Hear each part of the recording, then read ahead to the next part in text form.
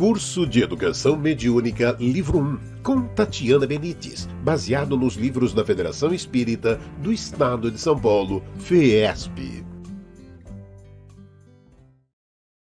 Olá, sejam muito bem-vindos a mais uma aula do curso de Educação Mediúnica. Primeiro livro, lembrando que são 2, nós estamos no primeiro, e essa é a 7ª aula.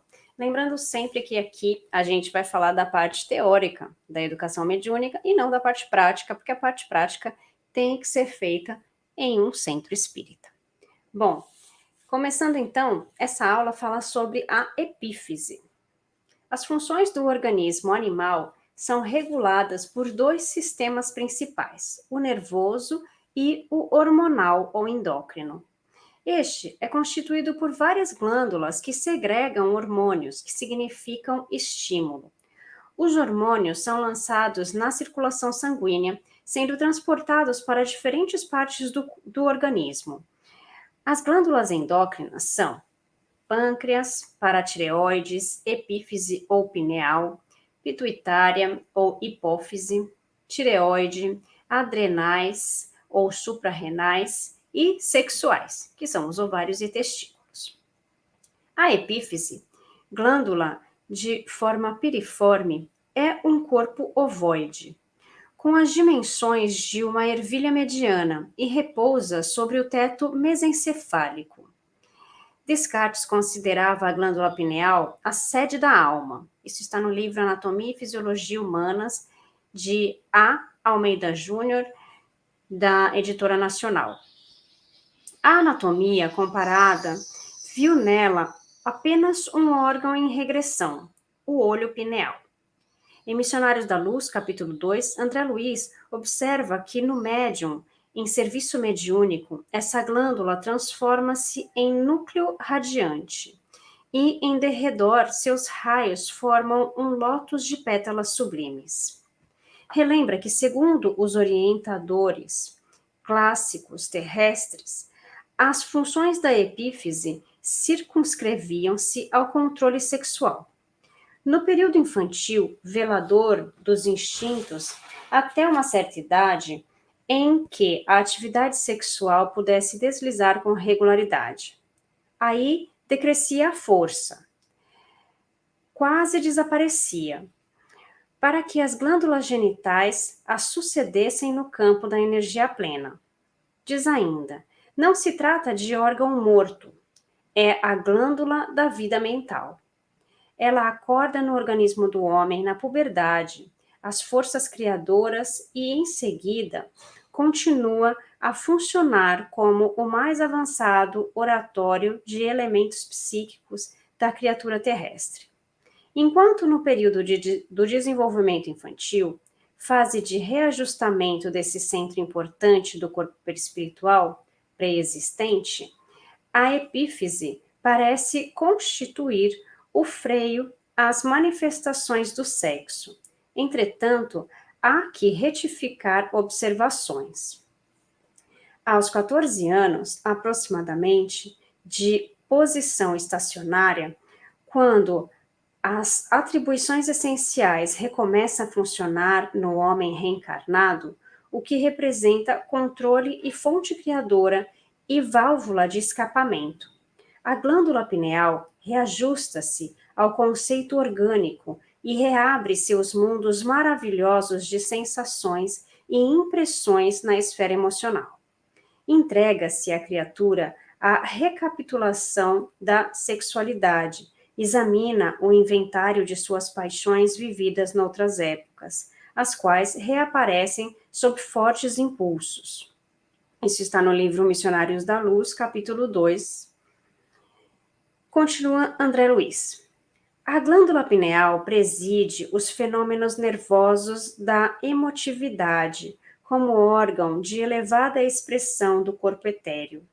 Desata, de certo modo, os laços divinos da natureza, os quais ligam a existências umas às outras, na sequência de lutas pelo aprimoramento da alma, e deixa entrever a grandeza das faculdades criadoras de que a criatura se acha investida. Isso está no livro Missionários da Luz, capítulo 2. Observa-se que André Luiz denomina aqui o perispírito como corpo etéreo. As glândulas genitais são demasiadamente mecânicas para aguardarem os princípios sutis e quase imponderáveis da geração.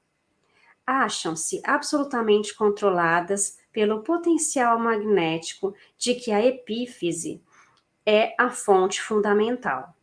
As glândulas genitais segregam os hormônios do sexo, mas a glândula pineal segrega hormônio psíquicos ou unidades força, que vão atuar de maneira positiva nas energias geradoras. Os cromossomos da bolsa seminal não lhe escapam à influenciação absoluta e determinada. Missionários da Luz, capítulo 2. Prossegue André Luiz. Segregando delicadas energias psíquicas, a glândula pineal conserva ascendência em todo o sistema endócrino, ligada à mente através de princípios éticos do campo vital. Comanda as forças subconscientes sob a determinação direta da vontade. As redes nervosas constituem-lhe os fios telegráficos para ordens imediatas e todos os departamentos celulares, e sob sua direção efetuam-se os suprimentos de energias psíquicas a todos os armazéns autônomos dos órgãos. Isso está no livro Missionários da Luz, capítulo 2. De modo geral, todos nós, agora ou no pretérito, viciamos esse foco sagrado de forças criadoras, transformando-o num ímã relaxado entre as sensações inferiores de natureza animal do que decorrem os dolorosos fenômenos da hereditariedade fisiológica, que deveria constituir invariavelmente um quadro de aquisições abençoadas e puras. Isso está no livro Missionários da Luz, capítulo 2. Daí a necessidade de regras morais. Renúncia, abnegação, continência sexual e disciplina emotiva não representam meros preceitos de feição religiosa. São providências de teor científico para enriquecimento afetivo da personalidade. Isso está no livro Missionários da Luz, também no capítulo 2. Na morte física, não adianta exibir gestos e palavras convencionais se o homem não cogitou da reforma íntima. Sentimentos profundos no instante extremo cooperam decisivamente nas atividades de regeneração, mas não representam a realização precisa. Conclui André Luiz, receber um corpo nas concessões do reencarnacionismo não é ganhar um barco para nova aventura, ao acaso das circunstâncias. Significa responsabilidade definida nos serviços de aprendizagem, elevação, reparação nos esforços evolutivos ou redentores. Isso também está no livro Missionários da Luz, capítulo 2. Os materialistas colocam o esporte em todas as suas modalidades, como terapia para a canalização das forças nervosas, secreções elétricas da epífise, contra os possíveis perigos e sua excessiva acumulação, no sentido de preservar a juventude, a plástica e a eugenia. Tal prática pode ser, no máximo, leve atenuante, mas não socorro definitivo. O único esporte completo, servindo como cura definitiva para os excessos no campo sexual, é a educação cristã. Jesus nos ensinou a virtude como o esporte da alma. No campo mediúnico, a epífise impulsiona e intensifica o poder de emissão e recepção, de acordo com nossa esfera espiritual. É a lei da sintonia vibratória. André Luiz observa a aparência epífise no momento da comunicação mediúnica. A glândula minúscula transforma-se em núcleo radiante e em derredor seus raios formavam um lótus de pétalas sublimes. Sobre o núcleo, semelhante agora à flor resplandecente, caíam luzes suaves, do mais alto, reconhecendo eu que ali se encontravam em jogo de vibrações delicadíssimas, imperceptíveis para mim. Isso está no livro também Missionário da Luz, no capítulo 2. Hoje, os pesquisadores já não indagam mais para que serve a pineal. Eles trabalham exaustivamente para detectar quais os órgãos sobre os quais a melatonina atua e seu grau de influência sobre eles, bem como sobre a economia orgânica em geral. Bom, a epífise, ou glândula pineal, ela é a responsável pela nossa ligação espiritual, né? A ligação da alma, como ele diz aqui, né? Existem já vários estudos sobre a glândula pineal, que eu acho interessante para quem gostar do assunto, né? Para buscar esses estudos que são bem, bem legais mesmo, para que a gente consiga entender também dentro da ciência, dentro da ciência espírita também, né?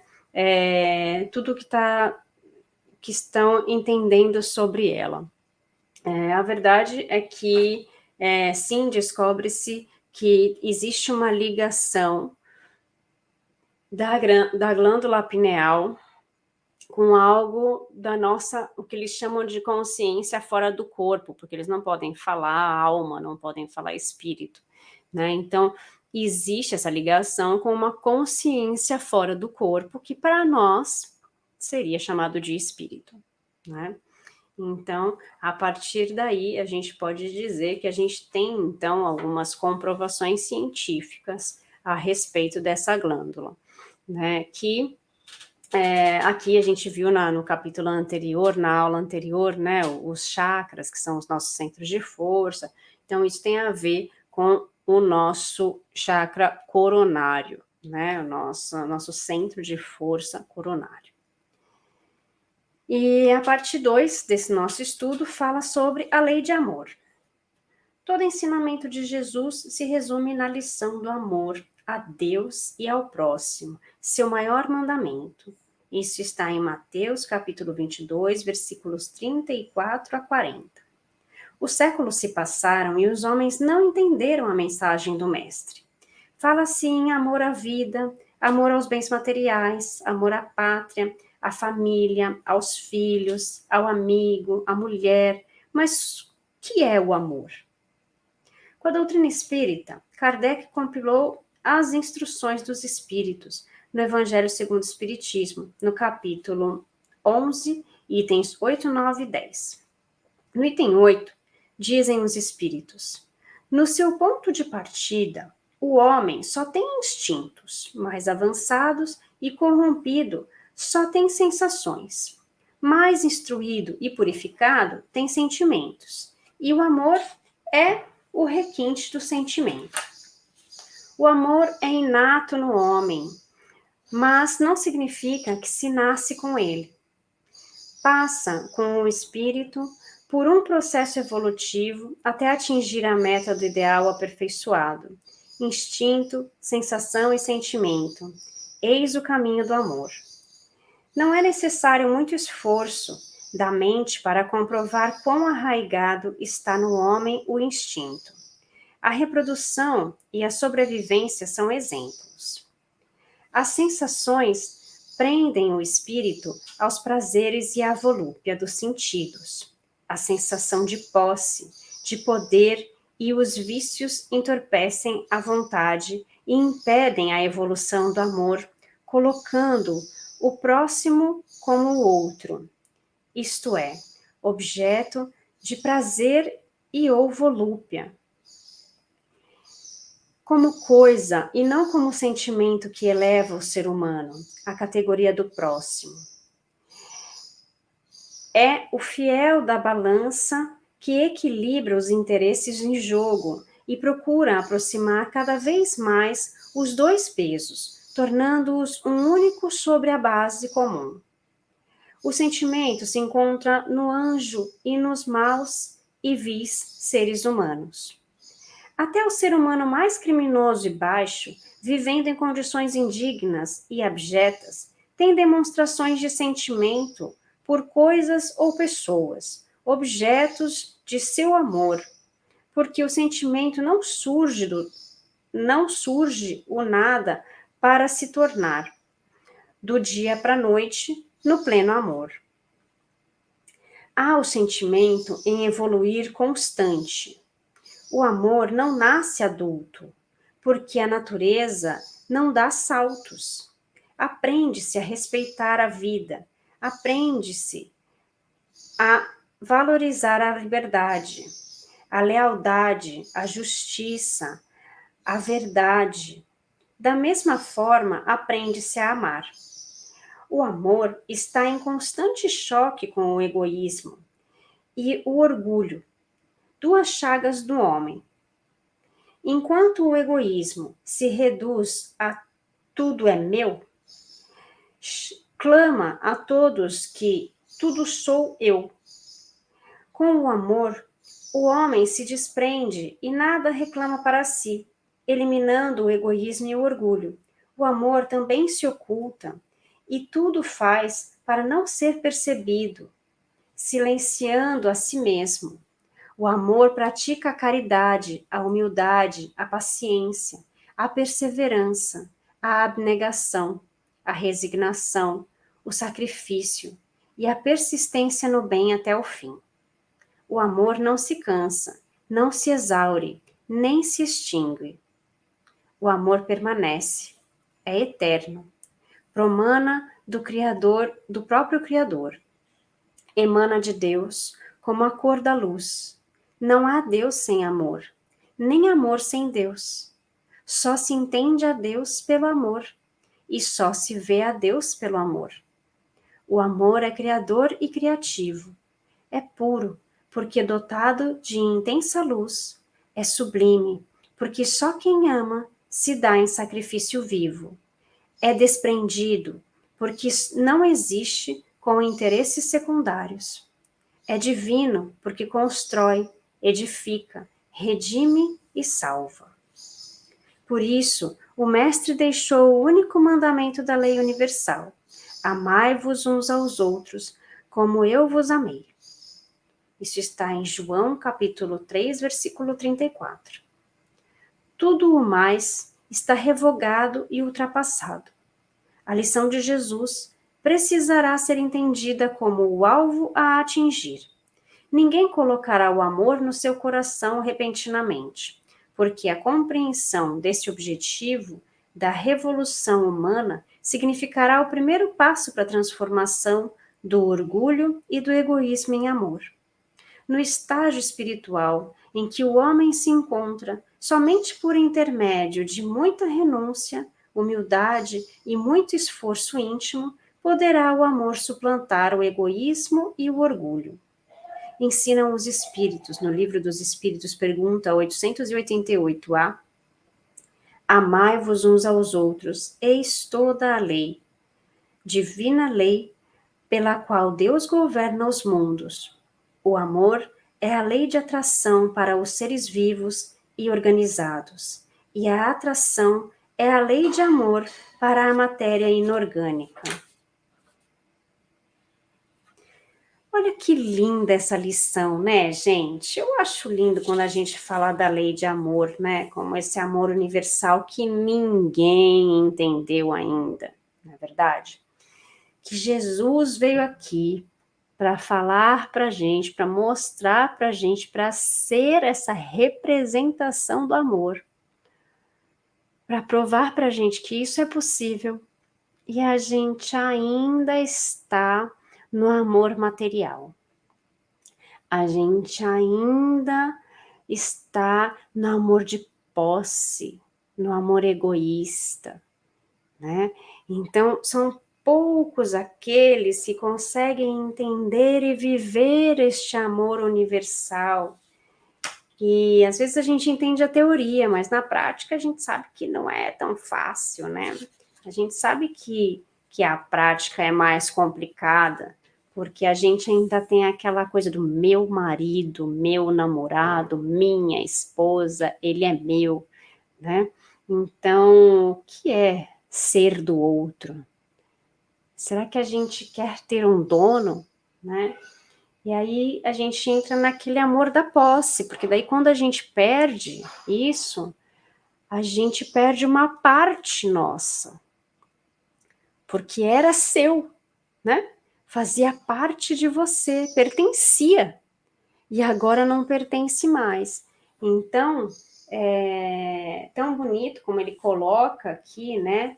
Do amor que a gente precisa aprender e que a gente precisa sim amar uns aos outros, a gente precisa aprender a amar, a aceitar as pessoas como elas são, a aceitar as opiniões, as críticas e conseguir conviver em harmonia, né?